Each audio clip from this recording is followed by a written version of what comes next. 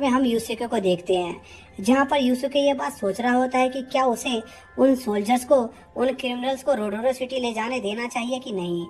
क्योंकि ऐसा होने पर उन क्रिमिनल्स को रोडोरो सिटी में मार दिया जाएगा। इसी बीच मोरियाना और डिएक किंगडम के सोल्जर्स के बीच बहस हो जाती है, क्योंकि मोरियाना को यह गलत लग रहा था कि उन क्रिमिनल्स को पब्लिक के सामने मारा जाएगा, क्योंकि डेक किंगडम खुद वॉर क्राइम्स और अपनी क्रूरैलिटी के लिए बहुत ज़्यादा बदनाम था। तभी सिंडो वहाँ पर आकर उन्हें फाइट करने से रोकती है। इसी दौरान यूसुके सभी हीरोज को अपने पास बुलाता है और उन्हें उनके फोर्थ क्वेस्ट की डिटेल देता है कि उन्हें अगर अपने फोर्थ क्वेस्ट को कंप्लीट करना है तो उन्हें इन क्रिमिनल्स को रोडोरो किंगडम पर डिलीवर करना ही होगा। लेकिन ऐसा करने पर उन क्रिमिनल्स को एग्जीक्यूट कर दिया जाता, जो यूसुके को ठीक नहीं लग रहा था। जिस पर वो सभी प्लान बनाते हैं कि एक बार जब उनका क्रिमिनल्स को रोडोरो सिटी डिलीवर करने का मिशन कंप्लीट हो जाएगा तो वो इन प्रिजनर की भागने में मदद करेंगे, जिसके बाद वो सभी रोडोरो सिटी की तरफ निकल जाते हैं। इसी दौरान हम डेक किंगडम के सोल्जर को देखते हैं, जिन्हें डर होता है कि कहीं हीरोज और मोरियाना उन्हें धोखा न दे दे, क्योंकि हीरोज को क्रिमिनल से काफी सिंपैथी हो रही थी। इसी दौरान हम यूसुके को देखते हैं, जो एक बच्चे को काफी समय से हील कर रहा था, पर वो लड़का अभी तक होश में नहीं आया था। इसी बीच वो सभी एक जगह पर आराम करने रुकते हैं, जहाँ पर एक आदमी यूसुके से मिलने आता है, जो कि उन क्रिमिनल में से एक था, और वो यूसुके से उस छोटे बच्चे को बचाने की रिक्वेस्ट करता है। जिस पर यूसुके उस आदमी से पूछता है कि आखिर डेक किंगडम उन्हें सबके सामने मारना क्यों चाहता है। जिस पर वो आदमी उन्हें अपनी स्टोरी बताता है कि वो लोग इल्ला किंगडम के रहने वाले हैं, जो डेक किंगडम के अंदर आता है, और डेक किंगडम में किंग को एक गॉड माना जाता है। यहाँ तक कि वहाँ के लोग अपने किंग की पूजा तक करते हैं।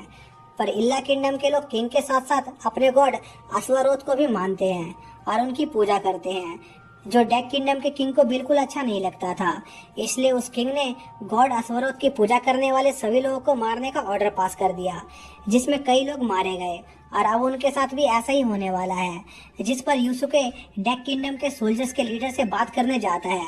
और उससे पूछता है कि आखिर वो अश्वरोथ को मारने वाले लोगों को रोडोरो सिटी में क्यों एग्जीक्यूट करना चाहता है। जिस पर वो उन्हें बताता है कि गॉड अश्वरोथ के सारे वर्शिपर इल्ला किंगडम से आते हैं, जहाँ जाने का रास्ता रोडोरो किंगडम से होकर जाता है, और वो उन्हें रोडोरो में एग्जीक्यूट करके एक मिसाल कायम करना चाहते हैं, ताकि कोई भी इंसान किंग के खिलाफ ना जाए। पर यह बात युका को बहुत बुरी लगती है और वो डेक किंगडम के किंग के बारे में उल्टा सीधा बोल देती है, जो देखकर उस कैप्टन को युका पर गुस्सा आ जाता है। पर यूसुके उन दोनों को शांत करता है और सोचता है कि दोनों किंगडम के लोग अपने किए गए फैसले को बिल्कुल सही मानते हैं। जिसके बाद हम अगले दिन का सीन देखते हैं, जहां पर सिंडो और मोरियाना आपस में ट्रेनिंग कर रहे होते हैं और मोरियाना सिंडो को लड़ने की कुछ टिप्स देती है। इसी दौरान वो लोग एक माउंटेन के पास पहुंच जाते हैं, जिसे पार करने के बाद उन्हें रोडोरो सिटी पहुंचने में 12 दिन लगने वाले थे। तभी डेक किंगडम का कैप्टन उन्हें एक शॉर्टकट के बारे में बताता है, जिसके जरिए वो लोग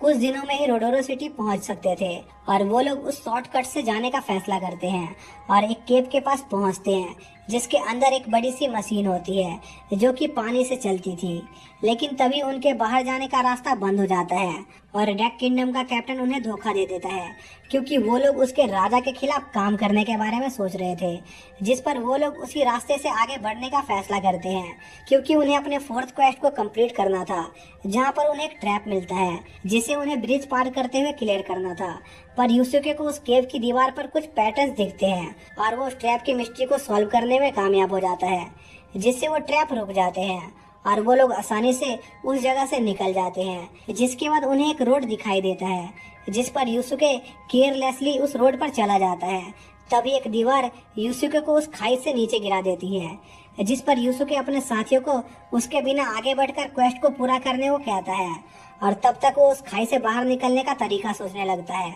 इसी बीच सिंडो और उसके दोस्त उन दीवारों के मूवमेंट के बीच का पैटर्न सुलझाने लगते हैं और हाकोजाकी उस पैटर्न को समझ जाती है और दीवारों के मूवमेंट के टाइम को कैलकुलेट कर लेती है, जिससे वो सभी उस ट्रैप को भी पार कर लेते हैं। इसी दौरान यूसुके देखता है कि उसके वेपन उस दीवार को डैमेज कर पा रहे हैं, जिस पर वो उन दीवारों पर दरार बनाकर उस खाई के ऊपर चढ़ने का प्लान बनाता है। इसी बीच सिंडो और उसका ग्रुप उस केव के फाइनल गेट पर पहुंच जाते हैं, जो कि लॉक होता है, और वहाँ पर एक गारगोयल की बॉडी मौजूद थी जो काफी पावरफुल मॉन्स्टर हुआ करते थे। तभी उस गारगोयल की बॉडी पर एक टाइप का ब्लड गिरता है जिससे वो मॉन्स्टर वापस जिंदा हो जाता है। इसी दौरान हम यूसुके का सीन देखते हैं जो उस दीवार के ऊपर कई दरार बना चुका होता है और उसके ऊपर चढ़ रहा होता है, लेकिन इसमें उसे काफी दिक्कत आ रही थी और वो बार बार नीचे गिर रहा था। लेकिन यूसुके तभी भी हार नहीं मानता और बार बार ऊपर चढ़ने की कोशिश करता रहता है। इसी बीच हम यूसुके के बचपन का सीन देखते हैं जहाँ पर स्कूल में उसके कोई भी दोस्त नहीं हुआ करते थे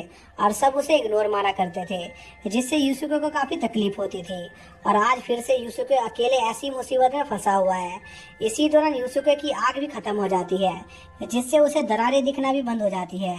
लेकिन यूसुके इससे भी हार नहीं मानता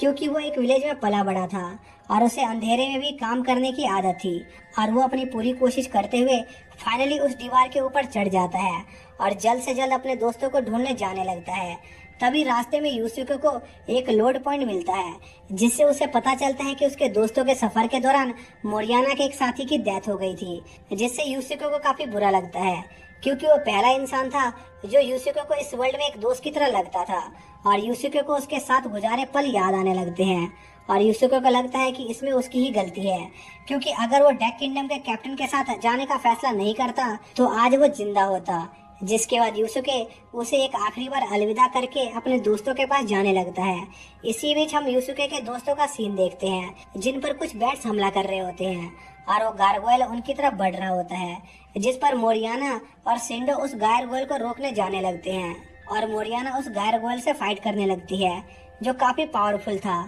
और सिंडो कुछ बैट से लड़ रही होती है। तभी वो गारगोयल मोरियाना पर एक अटैक करता है जिससे मोरियाना घायल हो जाती है और उस ब्रिज से नीचे गिर जाती है और वो गारगोयल सिंडो को मारने उसकी तरफ बढ़ता है, जिस पर सिंडो पीछे हटने लगती है और गलती से एक बैट को मार देती है जिससे उस जगह का समय रुक जाता है क्योंकि सिंडो लेवल 10 पर पहुंच गई थी और उसके रोल चेंज होने का समय आ गया था। जिस पर सिंडो को थोड़ा अफसोस होता है कि अगर ऐसा थोड़े समय पहले हुआ होता तो मोरियाना अभी भी जिंदा होती। जिसके बाद गेम मास्टर सिंडो का रोल सिलेक्ट करने लगता है और सिंडो उस रोल टाइम का फायदा उठाकर उस गारगोयल पर अटैक करने लग जाती है। तभी सिंडो को एक वॉरियर का रोल मिलता है और वो उस गारगोयल पर अपनी स्वॉर्ड से अटैक करती है, पर उस अटैक से उस मॉन्स्टर को कुछ नहीं होता और वो मॉन्स्टर सिंडो पर अटैक कर देता है जिससे वो भी उस ब्रिज से नीचे गिरने वाली होती है, पर वो किसी तरह बच जाती है। इसी बीच हम मोरियाना की बॉडी को पानी के अंदर देखते हैं। तभी सिंडो अपने मेज की हेड और शील्ड को समन करती है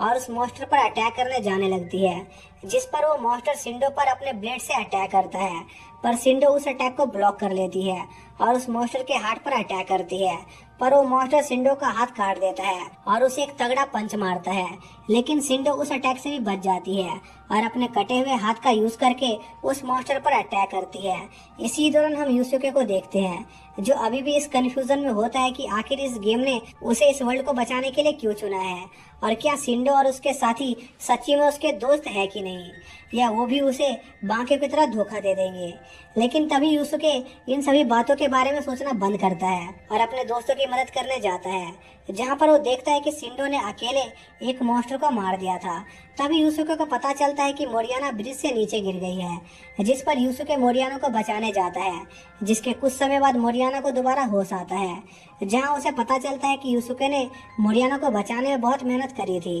और वो तब से बेहोश पड़ा हुआ है। तभी मोरियाना यूसुके को किस करने लगती है, पर सिंडो और बाकी लोग उसे देख लेते हैं, जिस पर मोरियाना उन्हें बताती है कि उसने ऐसा इसलिए किया क्योंकि यूसुके उसे उसकी तरह लगता है जो अपने मकसद को पूरा करने के लिए अपनी पूरी जी जान लगा दे, जैसे वो अपने किंगडम की सबसे स्ट्रॉन्गेस्ट नाइट बनने के लिए कर रही है। तभी यूसुके को होश आ जाता है और उसे बेहोशी के टाइम एक क्लू मिलता है कि शायद से उन्हें जो सामान रोडोरो किंगडम पहुंचाना है वो कोई भी चीज हो सकती है, क्योंकि गेम मास्टर ने उन्हें कोई स्पेसिफिक चीज को डिलीवर करने को नहीं कहा था और जरूरी नहीं कि वो चीज वो क्रिमिनल्स ही हो जैसे उन्हें रोडोरो पहुंचाना हो, और वो किसी और चीज को भी रोडोरो में डिलीवर करके अपना मिशन पूरा कर सकते हैं। और उन्हें उनके पहले के क्वेस्ट का एग्जांपल देता है, जैसे कि सिंडो का फर्स्ट क्वेस्ट एक गॉब्लिन को मारना था, इसलिए वो चाहे किसी भी टाइप के गॉब्लिन्स को मारती तब भी उसका क्वेस्ट पूरा हो सकता था। और वो इस लूप होल के बारे में सबको बताता है, लेकिन यूसुके को अपनी इस थ्योरी पर पूरा यकीन नहीं था, इसलिए वो थोड़ा कंफ्यूज हो जाता है। और इसी के साथ ये पार्ट यहीं पर एंड हो जाता है।